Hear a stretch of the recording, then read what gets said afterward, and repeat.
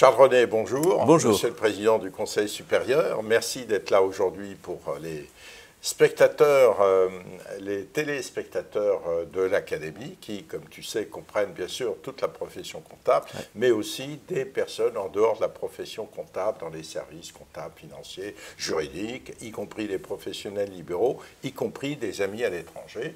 Et donc, tout ce monde-là est très intéressé d'écouter le président en exercice du Conseil supérieur de l'Ordre des experts comptables français. Et mes questions seront relativement simples. Hein. Tu es au pouvoir depuis 1 an et demi, on va dire. 1 an et demi. Voilà, 1 an et demi. C'est court, mais en même temps, c'est assez pour entamer un certain nombre de réformes et d'évolutions.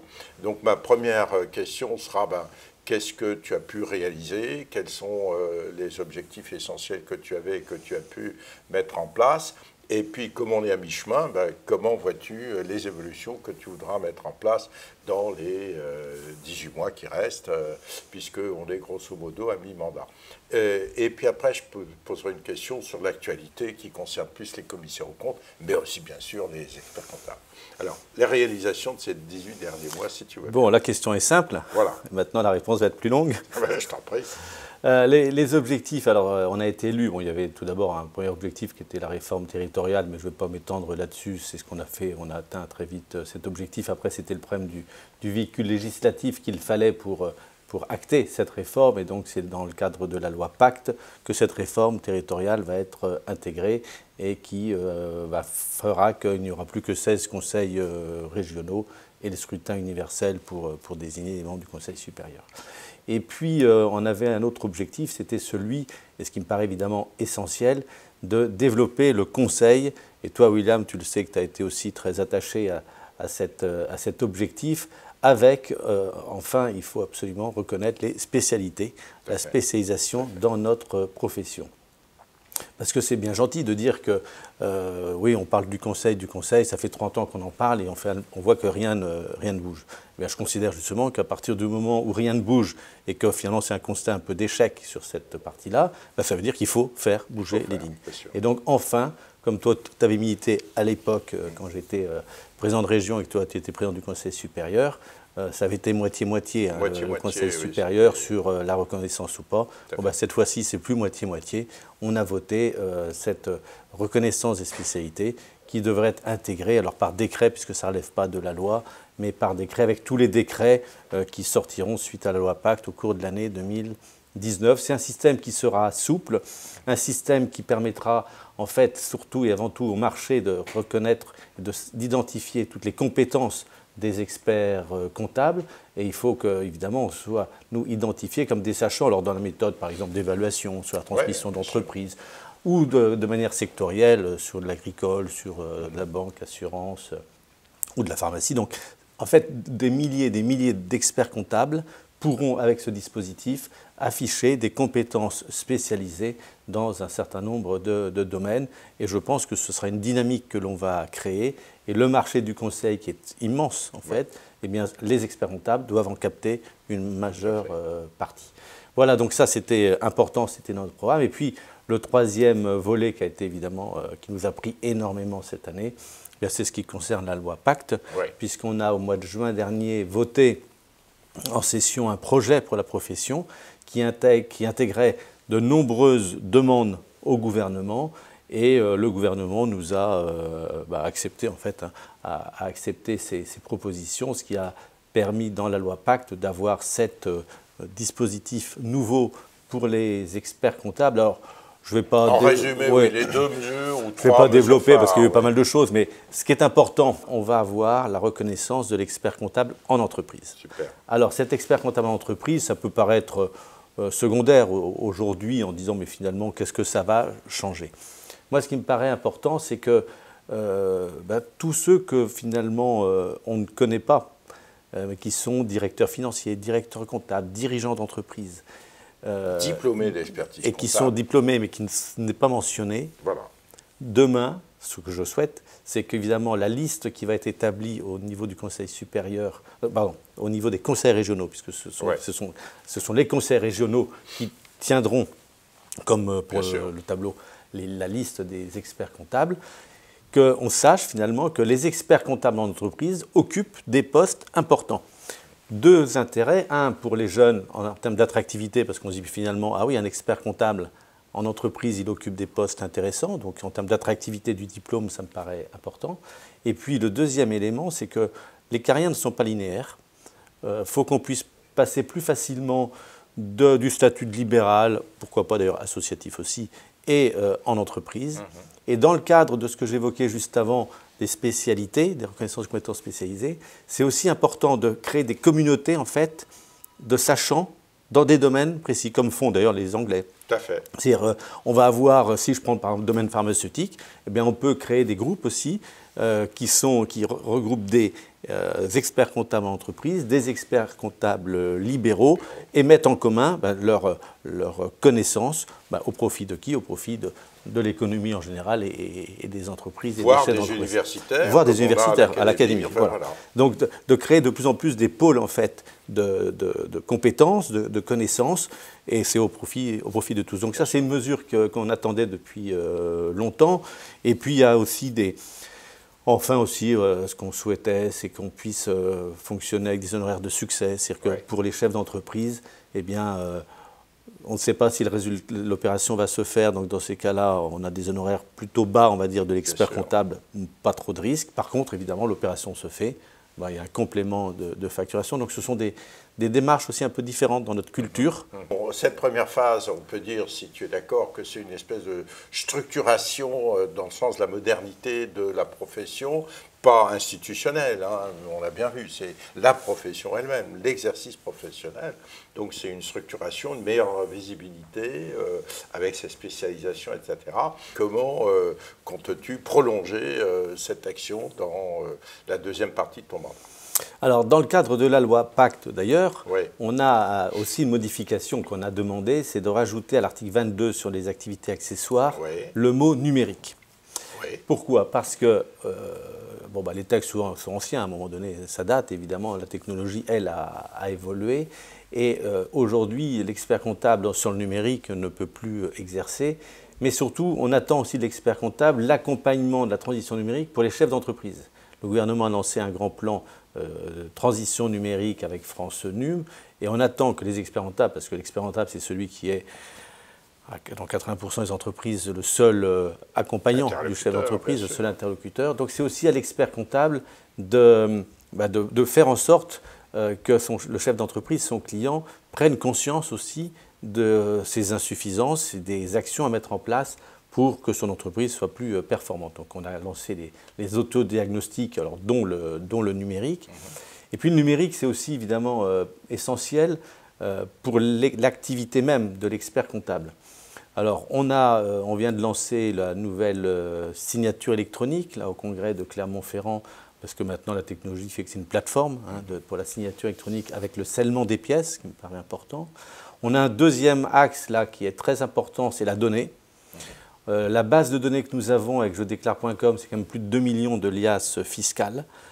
Il n'est pas possible de continuer à avoir une base de données aussi importante et ne pas l'exploiter. Donc j'espère qu'au cours de l'année 2019, on aura réglé tous les aspects juridiques, parce que c'est plus de l'aspect juridique, pour la mise à disposition de ces données auprès de l'ensemble des confrères. Et puis on a un troisième chantier qui est colossal, qui est la plateforme de facture électronique. La plateforme de facture électronique, qui est un outil essentiel demain aussi pour les experts comptables, pour être au cœur des flux. On sait bien que tout sera dématérialisé, la comptabilité sera dématérialisée. On a déjà la récupération de données bancaires. On a déjà des techniques OCR sur des prises en compte des factures, mais on n'est pas sur des reconnaissances à 100%.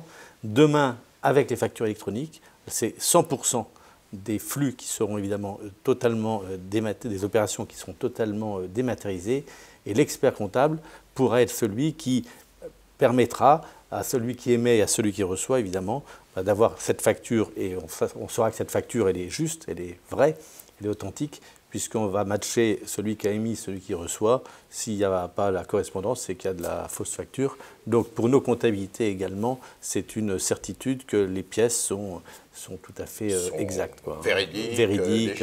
Alors si tu permets, là-dessus, c'est très important peut-être de vulgariser le discours, parce que, et tu me dis si je me trompe, je suis assez basique là-dessus, donc la plateforme envisagée par le Conseil supérieur dans les 18 mois, dans les années qui viennent, c'est un très gros investissement financier. Oui. Alors on pourrait dire, mais qu'a à faire le Conseil supérieur là-dessus?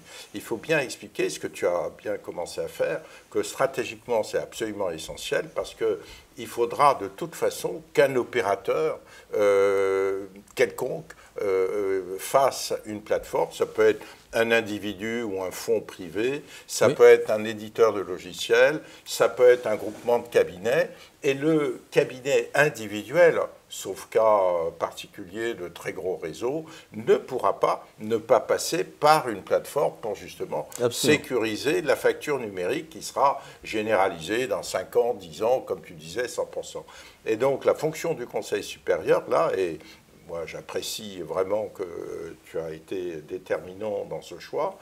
C'est aussi non pas de faire des investissements pour rentabiliser les fonds et faire des bénéfices, etc., mais être présent quand il y a un enjeu stratégique majeur pour l'expert comptable qui, demain, le petit moyen expert comptable qui ne peut pas lui-même mettre plusieurs millions d'euros, on parle de 10 millions d'euros ici ou là, créer lui-même sa plateforme. Et par conséquent, le Conseil supérieur le fait. C'est absolument, non, mais c'est tout à fait ça. Il y a 20 ans, on avait lancé jedéclare.com, l'Elias. Bon, on voit aujourd'hui que c'est un outil formidable. Et maintenant, aujourd'hui, on doit lancer la plateforme de facture électronique. Il n'y aura pas une seule plateforme, il y aura plusieurs plateformes. Déjà, il y en a qui existent d'ailleurs. Hein. Mais nous, notre stratégie, c'est que l'expert comptable qui a 2 millions de petites entreprises, il pourra réaliser les factures électroniques de ses clients également. Et mettre à disposition de ses clients, de ses propres clients, cette plateforme de facture électronique. Et quand, je ne vous ai pas parlé tout à l'heure, sur la loi Pacte, par exemple, on va avoir le mandat de règlement. L'expert comptable pourra vraiment avoir toute la mission déléguée, hein, donc le full service, puisque le client pourra déléguer à son expert comptable le soin d'émettre la facture électronique, mais également d'encaisser ou de régler les factures. Donc, on peut avoir ce qui n'était interdit jusqu'à présent. Ça veut dire qu'on peut avoir une fonction complète de gestion administrative de l'entreprise cliente. Donc, il y a des vrais nouveaux modèles à développer. Et donc, stratégiquement, il faut que l'institution mette à disposition de l'ensemble des confrères cette plateforme pour être toujours au cœur des flux, qui est le thème de notre prochain congrès. Alors maintenant, je voudrais en venir, si tu veux bien, après que tu aies... une synthèse de l'avant et de l'après de ton mandat, à la loi Pacte qui concerne les commissaires aux comptes, qui, comme tu sais, on ne va pas revenir là-dessus, tout le monde est bien au courant. Quelle est la position du Conseil supérieur dans ce moment particulier?